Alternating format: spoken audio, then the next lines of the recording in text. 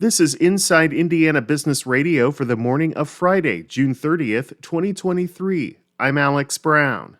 A new exhibit is roaring to life this week at the Potawatomi Zoo in South Bend. Zoo leaders cut the ribbon Thursday morning on a new lion habitat that comes as the latest in a string of investments at what Executive Director Josh Sisk says is the region's most visited attraction that's becoming more modern. As we build these modern habitats, it just helps build that. And we're seeing it. We're seeing it in donations. We're seeing it in just state representatives that are supporting the zoo.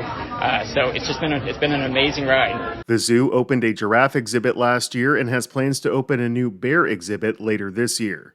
Eli Lilly and Company has agreed to buy a small biotech company based in Massachusetts in a deal worth about $309 million. The Indianapolis-based drug maker said it will acquire Sigilon Therapeutics, a 6-year-old startup that is developing technology to help type 1 diabetes patients restore insulin production over sustained periods. Lilly already owns more than 8% of Sigilon since it entered into a licensing deal in 2018. The two have worked together to develop so-called encapsulated cell therapies, which aim to free patients from constant disease management by sensing blood glucose levels, restoring insulin production, and releasing it over the long term.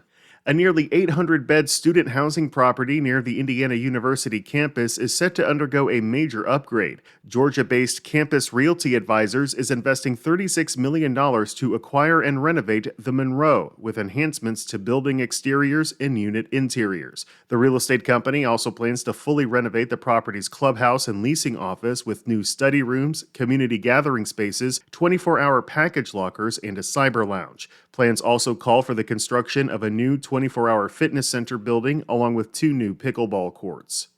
From the number one source for Indiana business news, this is Inside Indiana Business Radio. For 25 years, we've had the honor of telling the story of Indiana business. More than 1,300 shows, 8,000 interviews. We've traveled from Valparaiso to Versailles, Fort Wayne to Fort Branch, and everywhere in between. And we are just getting started. Our team is passionate about Indiana business because your story is worth telling. Join us every week as we travel the state to bring you Indiana's story. Inside Indiana Business, 25 years and counting. The U.S. Department of Transportation has awarded the Perry County Port Authority more than $11.5 million to upgrade over 14 miles of aging railroad track. The authority said the effort will enhance safety and efficiency as well as facilitate increased freight capacity. PCPA General Manager Jared Kleeman told IIB the funding will cover nearly the entire cost of the $12 million project, which has already upgraded 5.5 miles of track. The authority said the replacement and rehabilitation of the track will provide benefits including improved freight transportation, lower transportation costs for customers, reduced congestion on roadways, and enhanced connectivity to regional and national markets. Construction is slated to begin in the fourth quarter and take up to 1 year to complete.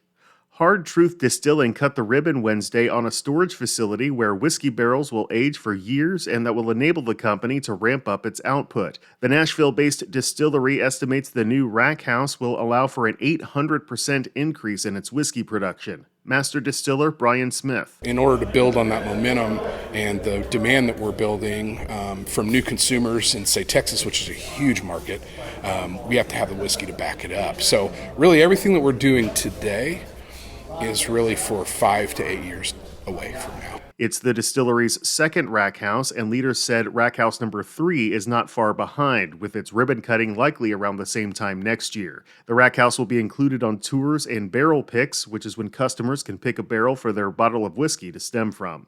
Former Colts star Robert Mathis is this week's guest on the Business and Beyond podcast with Gary Dick, presented by PNC, a weekly conversation with high-profile Hoosiers in business, sports and entertainment, and beyond. Available now from your favorite podcast provider.